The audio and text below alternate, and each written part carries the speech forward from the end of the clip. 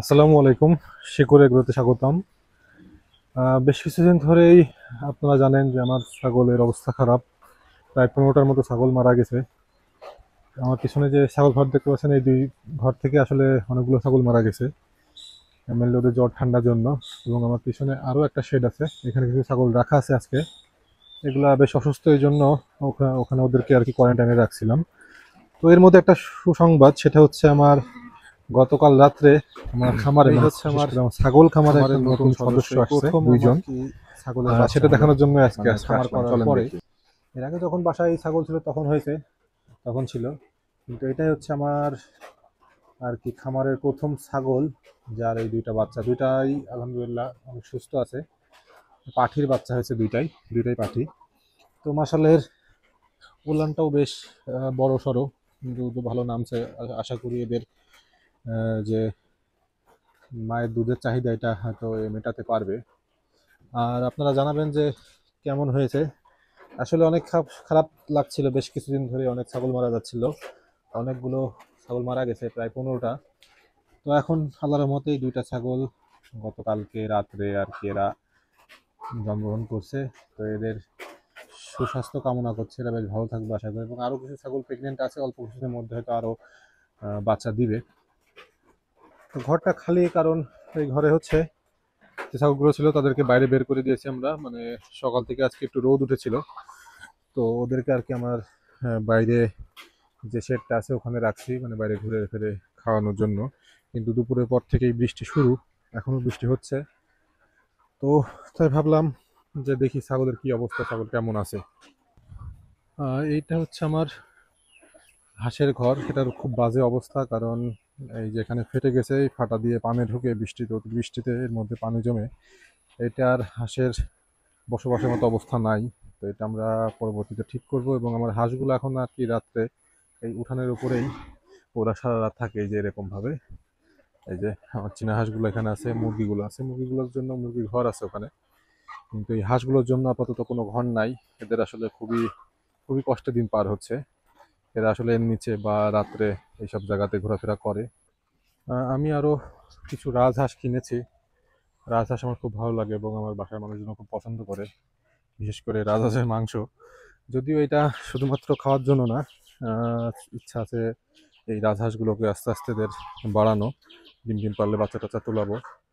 তো ওদেরকে আপাতত ওই দিকে রাখছি। এরা আসলে আমার প্ল্যান ছিল, যেটা চিন্তা করছি, যে এই পুকুরটা দেখছেন, এই পুকুরে আর কি হাঁসগুলো ছেড়ে দেবো, এরা ঘোরাফেরা করবে, দেখতে বেশ ভালো লাগবে। কিন্তু এরা আসলে পানি ঠিক পছন্দ করে না অতটা হয়তো, এরা পানিতে নামতে চাচ্ছে না। পানিতে নামায় দিলেও এরা কিছুক্ষণের মধ্যে আবার উঠে চলে আসে। তো আসলে বিষয়টা হচ্ছে, আমি এখানে যখন মাছ ধরি, বা আমার ফ্যামিলির যারা আছে মুরব্বী, এরা এখানে মাছ ধরে সময় কাটায় আর কি। তো এখানটাতে বসেই আর কি, যাতে সব হাঁসগুলো এখানে ঘুরে বেড়াবে, দেখবে, এই জন্যই আসলে চিন্তা ছিল যে রাজহাঁসগুলো হয়তো পানিতে ঘোরাফেরা করবে। কিন্তু সেই ঘুরে বালি এরা আসলে পানিতে ঠিক মতো নামছে না, নামায় দিলে উঠে চলে আসছে। এটা হয়তো ওদের অভ্যাসের ব্যাপার। এখানে আছে মোট এখন 4টা 4 8টা, মোট হচ্ছে 11টার মতো আছে। আরও কিছু আছে, মানে আরও কিছু নেওয়ার ইচ্ছা আছে, সেগুলো তাদের বাসাতে রেখে দিয়েছি, ওগুলো পরবর্তীতে আবার নিয়ে আসবো। মোট 20টার মতো প্ল্যান আছে এই মুহূর্তে। এরা অবশ্য ঠোকায় দেয়, হ্যাঁ, এদেরকে এখানেই খাবার টাবার দিয়ে রাখি। এরা আসলে এই পুকুরে চড়ে বেড়ালে বেশ সুন্দর লাগে, অনেক সুন্দর লাগে। ওরা নামতেই পারছে না, মানে আমি যে ভিডিও করবো সেই সুযোগটা ওরা দিচ্ছে না আসলে। পরবর্তীতে যদি কখনো নামে আপনাদেরকে দেখাবো আসলে রাজহাঁস পানিতে ভাসতে কতটা সুন্দর লাগে। অনেক হয়তো গ্রামগঞ্জে থাকেন, দেখেন, বা অনেক ভিডিওতে দেখে থাকেন, কিন্তু এটা আমি আসলে রিয়েল টাইমে আর কি দিতে চাচ্ছিলাম, কিন্তু হয়তো সেভাবে হচ্ছে না, পরবর্তীতে হয়তো হবে। অনেক চেষ্টা করে একটা ধরে আসলে পানিতে দিয়ে দেখে এ কি করে। দেখুন আসলে একে খুব কষ্ট করে ধরে আমি পানির মধ্যে একে যখন ফেলে দিলাম, ফেলে দিলে আবার কিছুক্ষণ পরে আবার উঠে চলে আসবে। মানে হাঁস আসলে সাধারণত দলবদ্ধভাবে ঘোরার চেষ্টা করে, কিন্তু এরা কেন জানি করছে না। এটা আসলে ওদেরকে প্র্যাকটিস করাতে হবে কিনা, বা কারো জানা থাকলে জানাবেন আমাকে। যেগুলো হাঁস ভাসলে আসলে খুব ভালো লাগে, এটা যখন পানিতে সাঁতার কাটে খুবই দারুণ লাগে। তো এইভাবে আসলে উঠে চলে আসতেছে। কিছু আর করার নাই আমার।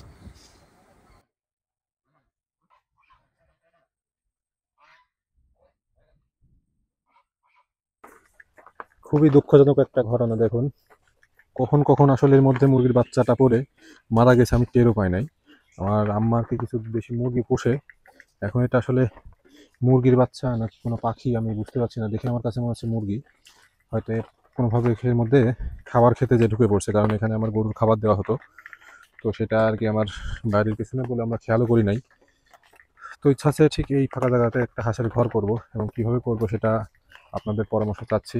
যদি কারো ভিডিও সাজেস্ট করতে হয়তো করেন আমাকে আমাকে জানিয়ে, আমি সেইভাবে তো করার চেষ্টা করব। আর এই পানিগুলো এখন ফেলে দিতে হবে, নাহলে এখান থেকে মশা মশা তৈরি হবে।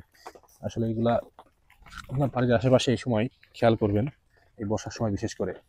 তাহলে আপনার বাড়ির আশেপাশে আসলে এই পানি জমে থাকলে অনেক ক্ষতি, যেমন মশা মাছিগুলো আসলে এখান থেকে জন্মগ্রহণ করে এবং অনেক ক্ষতি করে।